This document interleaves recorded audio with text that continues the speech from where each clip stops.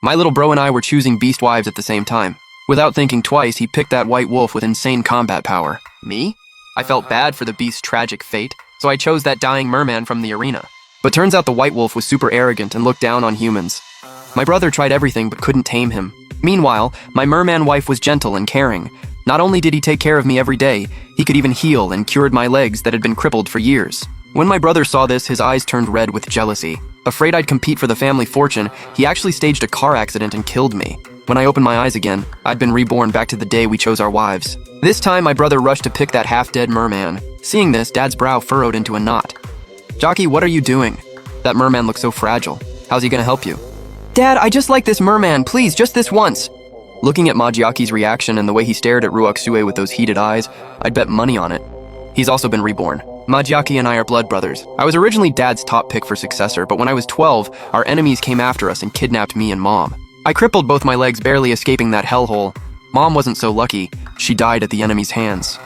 My parents were deeply in love, so Dad couldn't face Mom's death. He blamed me for not protecting her. Plus, the Ma family's been in the weapons business for generations. They value martial strength above all. Even though I was talented, I became a useless cripple stuck in a wheelchair, totally unfit. So Dad gave up on me and turned to groom my brother Majiaki instead. All these years I got used to Dad favoring him. Now Majiaki just acts cute a little and Dad reluctantly agrees. Majiaki was thrilled as hell and raised his auction paddle. Staff came over right away. After taking the money, they immediately unlocked the chains on Ruokshu and respectfully brought him down. Ruokshu looked all pitiful now, ignoring his wounds all over. He knelt down and kowtowed hard to Majiaki. "Young master, I'm Ruokshu. Thank you for saving me. I'll serve you well from now on." Majiaki was loving the flattery. He pulled Ruokshu up and hugged him. "Little beauty, you better help me out good from now on. I'm counting on you." Seeing this scene, I couldn't help but smirk. My stupid little brother, that poisonous merman, treat him like treasure all you want. His gentle obedience is completely fake. As for me, I pointed at the white wolf on the arena floor, covered in blood but still standing tall. "I want that white wolf, Luoxi." Wolf Clan has the sharpest senses. The moment I finished speaking, his proud gaze swept over, eyes full of hatred. Defiant as hell. Hearing my choice, Majiaki burst out laughing and mocked openly. "My dear older brother!" Everyone knows wolves are proud and impossible to tame. How's a cripple in a wheelchair like you gonna make him obey? Dad had a dark expression, clearly disapproving too. I rested my hands on my knees. "You're right. I'm a cripple.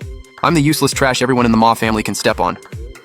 But just because fate dealt me this hand doesn't mean I'll accept it without fighting back. I have this feeling Luoxi can change my situation.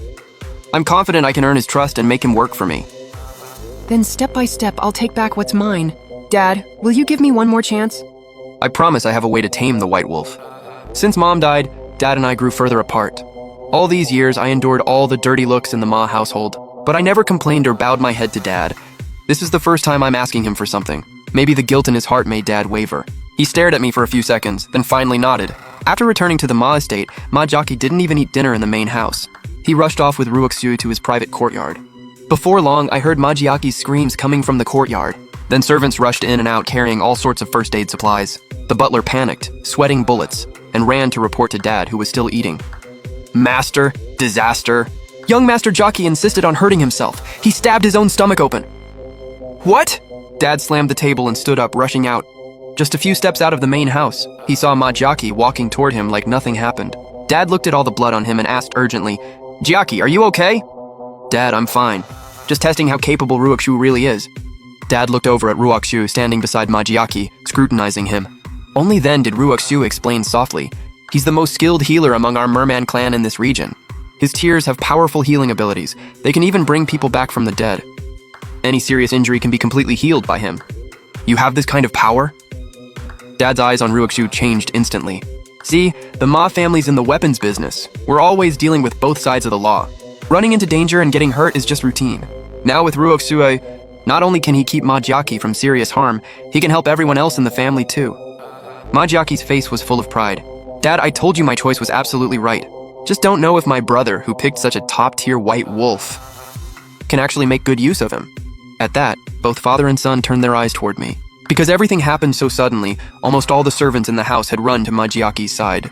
Dad left in a hurry, and Luoxi was being stubborn and refused to push my wheelchair. I had to wheel myself out of the main house all alone, looking pathetic. It took forever just to catch up behind Dad. Compared to Majiaki's smug success, I, the cripple nobody cares about, looked pretty miserable. Dad looked at my sorry state and snorted.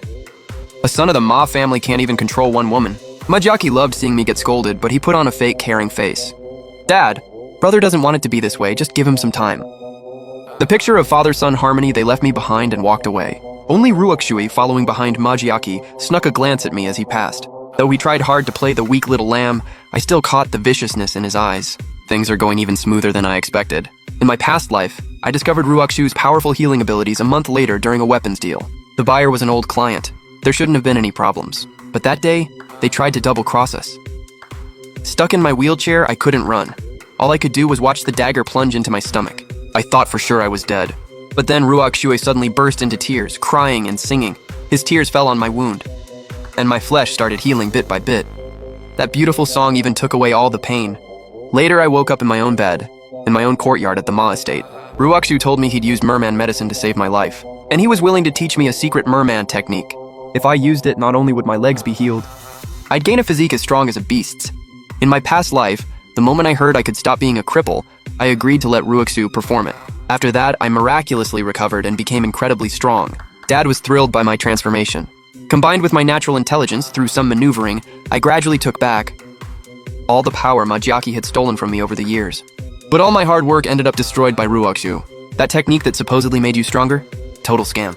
And now this deadly technique, Majiaki's practically begging Ruakshu to use it on him. It traded your essence and your life. Under his scheme, within half a year, my whole body would rot and I'd die horribly. First day, bringing him back to the Ma family, and he's already rushing to his death. Majiaki, since you're handing over the family head position on a silver platter, I won't be polite. Can't wait to hear the good news of your death. Half a month later is Dad's birthday. He invited business partners from all sides to the Ma estate. For this whole half month, Majiaki barely left the estate, holed up with Ruakshui in his courtyard all day.